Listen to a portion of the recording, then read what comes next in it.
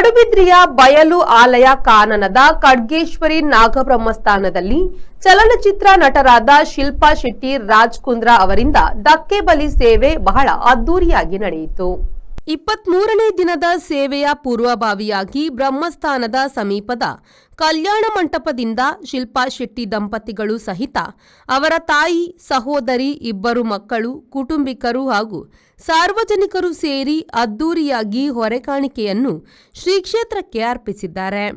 ಈ ಸಂದರ್ಭ ಮಾತನಾಡಿದ ಕ್ಷೇತ್ರಾಡಳಿತ ಸಮಿತಿಯ ಕಾರ್ಯದರ್ಶಿ ವೈಎನ್ ರಾಮಚಂದ್ರ ರಾವ್ ಅವರು, ಬಯಲು ಆಲಯವೆಂದೇ ಪ್ರಸಿದ್ಧಿ ಪಡೆದ ಈ ಪುಣ್ಯಕ್ಷೇತ್ರದಲ್ಲಿ ಸೇವೆಯನ್ನು ಮಾಡಲು ಅವಕಾಶ ದೊರಕುವುದೇ ಹಿಂದಿನ ಜನ್ಮದ ಪುಣ್ಯದ ಫಲವೆಂದೇ ಹೇಳಲಾಗುತ್ತಿದೆ.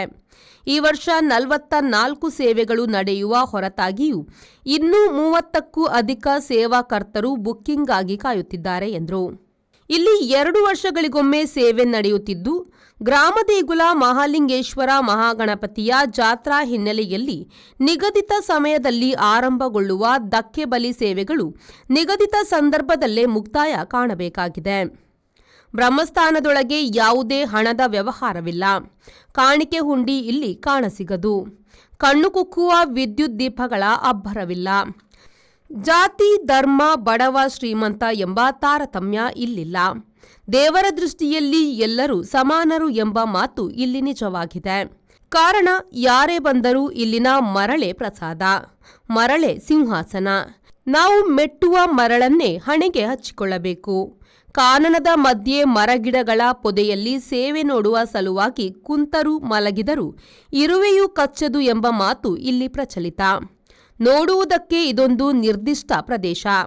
ಆದರೆ ಲಕ್ಷಾಂತರ ಭಕ್ತಾದಿಗಳು ಬಂದರೂ ಕುಳಿತುಕೊಳ್ಳಲು ಇಲ್ಲಿ ಸ್ಥಳದ ಅಭಾವ ಕಾಣದು.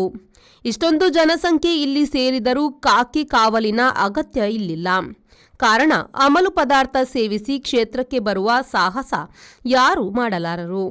ಹೊಡೆದಾಟ, ಬಡಿದಾಟ, ಗಟ್ಟಿ ಸ್ವರದ ಬೈಗುಳ ಇಲ್ಲಿ ಕೇಳಿಸದು. ತಾಯಿ ಖಡ್ಗೇಶ್ವರಿಯ ಹೆಸರು ಹೇಳಿ ಆಣೆ ಪ್ರಮಾಣ ಮಾಡಲು ಕೂಡ 100 ಬಾರಿ ಯೋಚನೆ ಮಾಡುವಷ್ಟು ಕಾಣಿಕದ ಸ್ಥಳ ಈ ತಾಯಿ ಖಡ್ಗೇಶ್ವರಿಯ ಪುಣ್ಯ ನೆಲ ಬ್ರಹ್ಮಸ್ಥಾನ.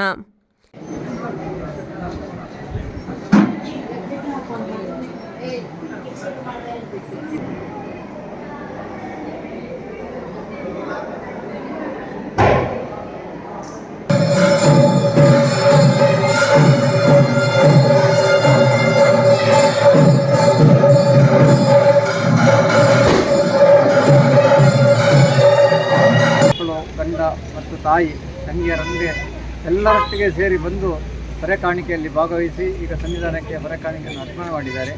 ಇನ್ನು ರಾತ್ರಿ 11 ಗಂಟೆಗೆ ಇಲ್ಲಿ ಧಕ್ಕೆ ಬಲಿ ಸೇವೆ ಆರಂಭಗೊಳ್ಳುತ್ತದೆ. ಅದಕ್ಕೂ ಬಂದು ಅವರು ಸಕ್ರಿಯವಾಗಿ ಭಾಗವಹಿಸುತ್ತಾರೆ.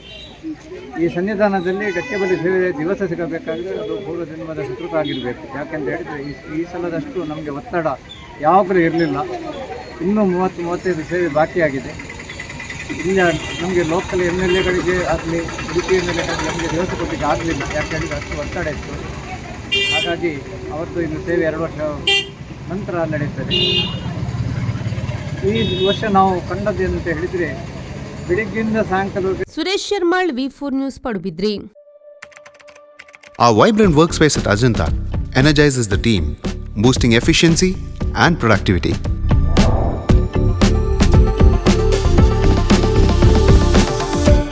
Well-designed modern conference space for important presentations with top-notch amenities, fueling our growth. We are ready to expand to Ashoka Business Center as our next upgrade. Invest in workspaces managed by Vertex. Invest smart. Invest in Mangaluru.